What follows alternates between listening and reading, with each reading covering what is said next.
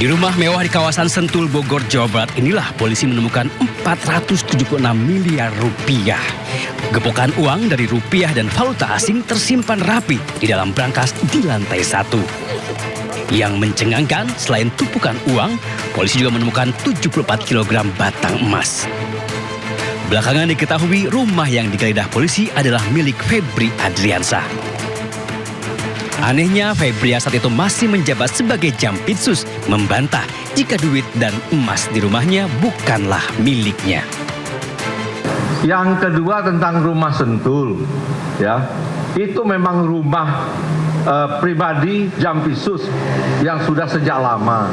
Itu bisa dilihat bagaimana proses kepemilikan sejak awal, ya. Dan mengenai uang tadi kan sudah saya jelaskan yang ditemukan, bahwa itu ada pemilik, ya, bahwa itu ada kegiatan, ada orang-orang juga terima kegiatan, itu bisa juga ditanya, kemudian juga ada beberapa kegiatan bangunan yang bisa dicek.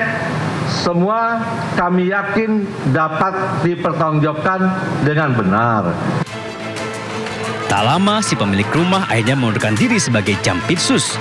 Bersama rekannya Don Rito, polisi menetapkan keduanya sebagai tersangka korupsi dan pencucian uang. Tak lama muncul pengakuan dari Don Rito.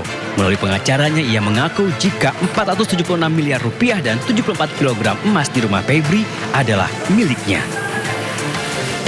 Tahun 2024, Pak Idon meminta izin membangun brankas. Fungsinya buat apa? Untuk menaruh barang-barang berharga. Karena di situ nanti banyak aktivitas operasional yayasan. Nah, sekarang dikaitkan dengan temuan penggeledahan. Ada 74 kg emas, 12 juta US dolar Singapura dan 4 juta something ya Amerika. Pada saatnya akan kami buka ke publik seluas-luasnya. Yang pasti itu tidak berkaitan dengan Pak Febri. Kini uang dan emas yang diakui milik Don Rito sudah diserahkan polisi ke penyidik Kejaksaan Agung. Pertanyaannya, benarkah tumpukan uang dan emas batangan itu milik Don Rito atau ada pemilik lain yang justru enggan mengakuinya? Tim Liputan iNews melaporkan.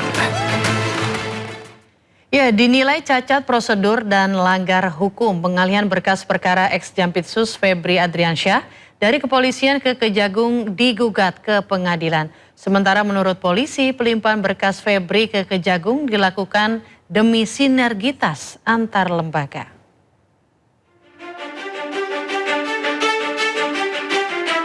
Selain timbulkan kemarahan publik, kasus mega korupsi yang menyeret nama ex-Jampitsus Febri Adriansah juga timbulkan kontroversi. Sejumlah pihak mempermasalahkan pengalihan berkas perkara dari kepolisian ke Kejaksaan Agung. Lembaga Pengawasan, Pengawalan, dan Penegakan Hukum Indonesia atau LP3HI bahkan sudah melayangkan gugatan pra-peradilan ke PN Jakarta Selatan. LP3HI menilai pengalihan penyidikan kasus Febri Adriansah oleh Kortas Tipikor cacat prosedur formil dan melanggar hukum pidana. Kami melihat bahwa apa yang dilakukan oleh Kortas Tipikor dengan cara mengalihkan berkas perkara kepada Kejaksaan Agung itu tidak sesuai. Pertama, memang dalam aturannya tidak ada. Di dalam KUHP itu pelimpahan itu bisa terjadi kalau berkasnya lengkap dari penyidik kepada penuntut. Kalau antar penyidik hanya bisa dilakukan oleh KPK dalam bentuk pengambil alihan. Tidak hanya LP3HI, masyarakat anti korupsi atau MAKI juga akan gugat Kortas Tipikor atas tindakan mengalihkan perkara ke Kejagung. Pengalihan kasus ini dari polisi ke jaksa, itu mau Anda lawan? Ya kita uji, bukan lewat dilawan loh ya, kita uji. pra-peradilan, ya kalau memang nanti dikabulkan biar tetap di polisi. Oke. Kan gitu. Kalau ditolak berarti ya boleh ke jaksa kan. Sementara itu, Kortas Tipikor Polri menyebut jika penyelidikan dan penyidikan yang mereka lakukan sudah sah secara hukum. Bahwa penanganan Polri, penanganan penyidikan terhadap 3 perkara telah dilimpahkan ke Kejaksaan Agung dalam rangka untuk sinergitas. Febri Ardiansyah ditetapkan sebagai tersangka untuk 3 kasus korupsi, yakni pengadaan batu bara PT PLN, korupsi di PT Asabri, dan korupsi PT Krakatau Steel. Jika rekannya sesama tersangka Don Rito sudah ditahan, hingga kini Febri masih melenggang bebas. Tim Liputan iNews melaporkan.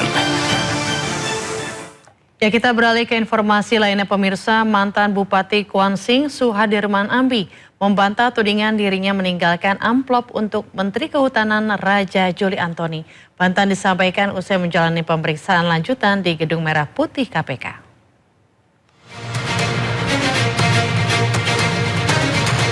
Mantan Bupati Kuantan Singingi Kuansing Suhardiman Ambi membantah pernah memberikan amplop kepada Menteri Kehutanan Raja Juli Antoni. Bantahan itu disampaikan usai menjalani pemeriksaan di Gedung Merah Putih KPK Jumat siang. Suhardiman menegaskan amplop yang diduga berisi uang pecahan dolar Singapura tersebut bukan berasal dari dirinya. Bahkan ia mengaku tidak mengetahui adanya amplop yang disebut ditemukan usai pertemuannya dengan Raja Juli. Di amplop apa? Saya nggak tahu isinya. Apa isinya apa ya? Itu Bapak yang ngasih, Pak. Bapak yang ngasih, Pak. Kenapa dikasih, Pak? Kenapa dikasih, Pak? Kenapa dikasih, Pak? Kasih tanggapannya dong, Pak. Sementara itu KPK menyatakan laporan penolakan gratifikasi Menteri Kehutanan Raja Juli Antoni telah selesai diproses di Deputi Pencegahan. Meski demikian, penyidik KPK masih mendalami pihak yang berinisiatif memberikan amplop serta motif di balik itu. Terkait dengan pelaporan gratifikasi yang dilakukan oleh Pak Menhub ini sudah case close. Sedangkan di penindakan ini masih akan terus didalami keterkaitannya. Karena dalam konstruksi perkaranya Pak Bupati setelah mengumpulkan uang dari para pihak tersebut, kemudian uang ini diberikan kepada Pak Menteri. Nah, ini tentu didalami. Maksud, tujuan, inisiatifnya dari pihak siapa, motifnya untuk apa, semuanya akan didalami oleh penyidik. Sebelumnya, Menteri Kehutanan Raja Juli Antoni mengungkapkan bahwa Bupati Kuansing Suhardiman Ambi pernah beraudiensi di Kementerian Kehutanan pada 2 Juni 2026 terkait pelepasan kawasan hutan. Usai pertemuan, Raja Juli mengaku menemukan sebuah amplop yang ditinggalkan Bupati Kuansing Suhardiman. Dirinya langsung memerintahkan agar amplop tersebut dikembalikan pada 12 Juni 2026 sebelum KPK melakukan operasi tangkap tangan terhadap Suhardiman Ambi. Tim Liputan iNews melaporkan. Harga daging ayam dan telur ayam alami kenaikan seiring dimulainya kembali program makan bergizi gratis. Kenaikan harga ini dipastikan berpengaruh terhadap daya beli masyarakat. Harga sejumlah bahan pokok seperti daging ayam, telur ayam alami kenaikan usai program makan bergizi gratis kembali beroperasi, sering dimulainya kembali aktivitas belajar mengajar di sekolah. Di Pasar Atas Baru, Kota Cimahi, Jawa Barat, harga ayam potong naik dari Rp25.000 menjadi Rp35.000 per kilogram. Sedangkan harga telur naik dari Rp22.000 menjadi Rp26.000 per kilogram. Menurut pedagang, selama libur MBG harga ayam berada di kisaran Rp25.000 hingga Rp26.000 per kilogram. Turunnya harga daging ayam selama libur MBG meningkatkan daya beli masyarakat. Waktu lagi 2 minggu ke belakang, alhamdulillah rame, karena itu stabil harganya. Ini artinya penyebab naiknya apa, Pak? MBG aktif lagi.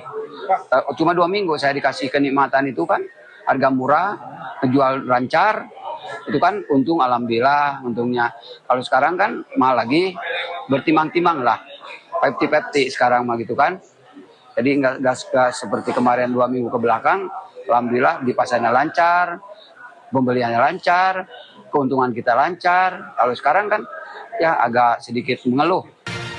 Kondisi serupa juga terjadi di Pasar Soponyono, Rungkut, Surabaya.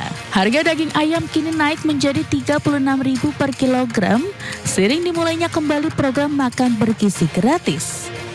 Kenaikan harga daging ayam ini diakui berdampak terhadap omset pedagang di pasar. Jika sebelumnya pedagang menjual 6 kuintal daging ayam dalam sehari, kini hanya bisa menghabiskan 5 kuintal. Harga ayam sekarang makin naik, Pak. Berapa, Pak? Sekitaran 35 di sana.